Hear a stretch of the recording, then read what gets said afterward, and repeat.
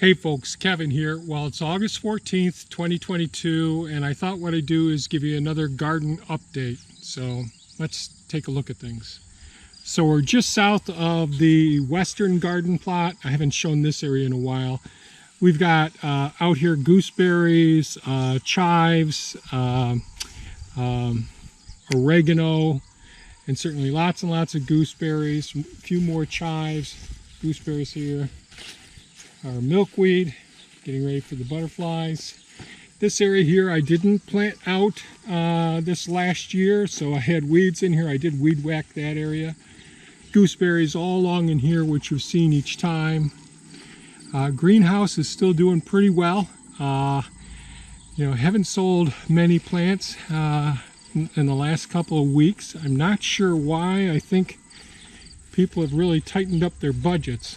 Not really certain why. And hopefully soon I'll do an update on the living fence over there that we posted a few weeks ago. But let's go in here. And there really aren't many changes here in the western garden plot. Again, this is the area where we had for a couple years a large hoop cattle panel trellis right over there, and we grew our scarlet red runner beans. We decided we've had plenty of those. I still haven't dehulled the husks off of the scarlet red runner beans from last year yet. I did weed whack in here. We will end up growing thornless triple crown and Chester thornless blackberry. And here's a couple of them here in pots. And the deer haven't gotten to these ones, so they're doing pretty well. Honeyberries, and now there's weeds all around the honeyberry patches right in here right now. But they did really well this season. They've grown like crazy. We're going to have to manage the weeds in here. I gotta say, the more that I think about it, now these are the blueberry rows right here. We'll be filling out more blueberry plants in these rows this fall. So we'll transplant some of our blueberry plants from out back. The weed matted areas make so much less work for us. We have more time when we use these weed mats this way. And we'll go over that in a couple of moments and all. The lupine along the building are doing well. You can certainly see how well under drip irrigation the curly willows are doing, or corkscrew willows here. So these are all doing great. Great living fence material. A couple of the hostaberry plants here and a couple of the red currants here.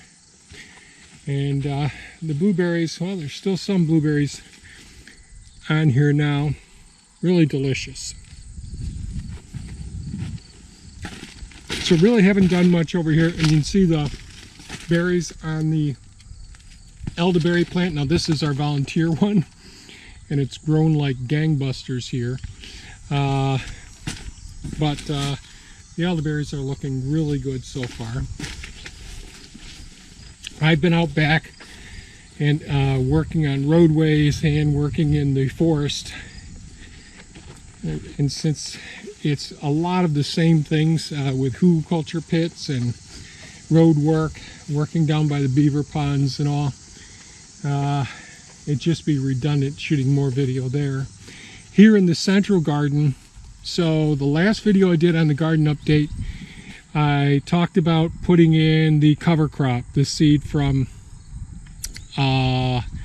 True Leaf Market, and a mixture of several different varieties of plants, including different clovers.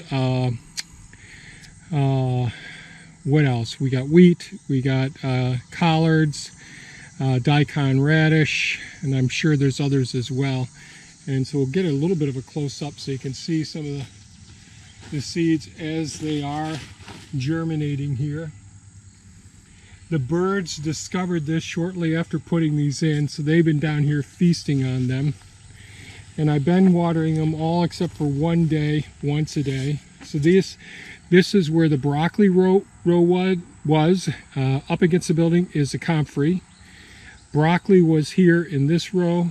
Red Russian kale in this row here. This is a premier kale. Thea keeps harvesting from this.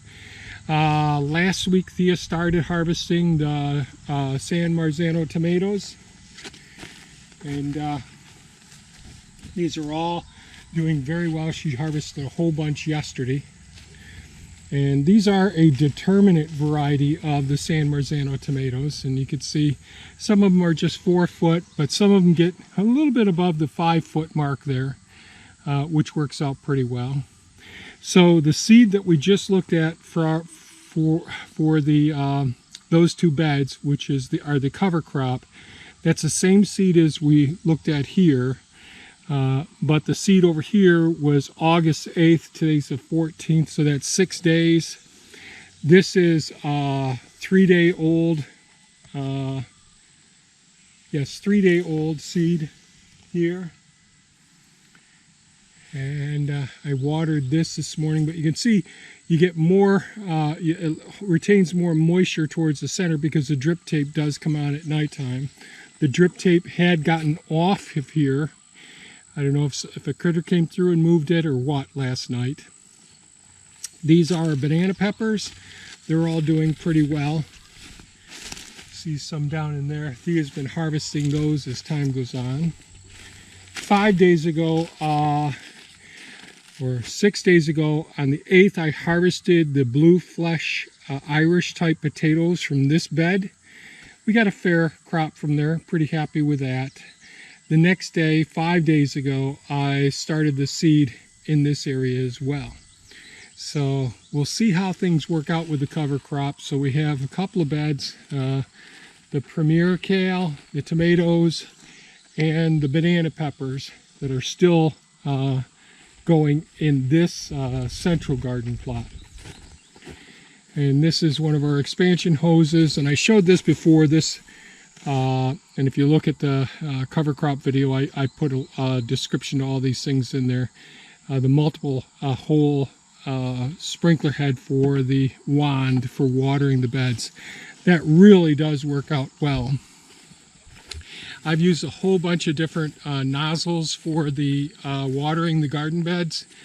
And by far that head on the wand gives us the most consistent water to the entire surface of the bed at one time without over pressurizing the area and not taking too long to water the area. So here we are over here at the eastern garden plot. This is the hoop trellis where our scarlet red runner beans are on right now. The birds, the butterflies, and the hummingbirds are all in here all the time. Now this is the area that we planted chamomile, so you could see some of the chamomile potentially right here. And that's not clover, that's purslane all along in here, but we also planted clover. So I really am not impressed with how well we're able to give our paths a living path. That's something that can be under control, because I've had to come in here once so far. I'll have to do it again to keep the lamb's quarter, the dockweed, the grasses under control. I really wanted to have a living paths. Right down here you could see some of the Roman chamomile, but it's having a hard time here. And of course we have had the typical summer drought. Today it's cooler. Our corn is doing pretty well so far, given that it's a little bit late for it. So we'll see how that looks. The tassels are opening up, so we got a couple weeks before that. Down here we have, and below all of the corn are the soybean, which had been inoculated in here as well, but there are some weeds in there as well. Out here we have the kidney beans growing in these 2 beds. There are a couple of carrot plants in there. I hit them with a weed whacker when I was coming in here as well, so we may not harvest much as far as that goes. Our jalapenos, they're doing okay. Not big ones, but they are coming along bit by bit.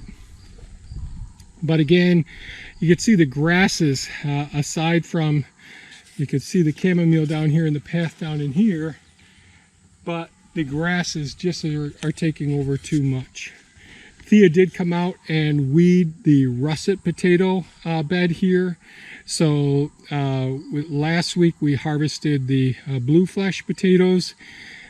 Probably in the next couple of days, I turned off the irrigation, the drip irrigation to this, so the soil dries out some. So Thea weeded it, I got most of the weeds out, and I'll come through here and try and harvest those in the next couple of days, and we'll see what we get out of this bed.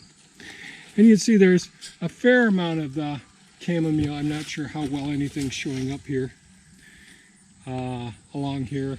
And the purslane I don't mind at all, but it's the grasses that just get out of control, unfortunately. The black-eyed Susans have been doing very well.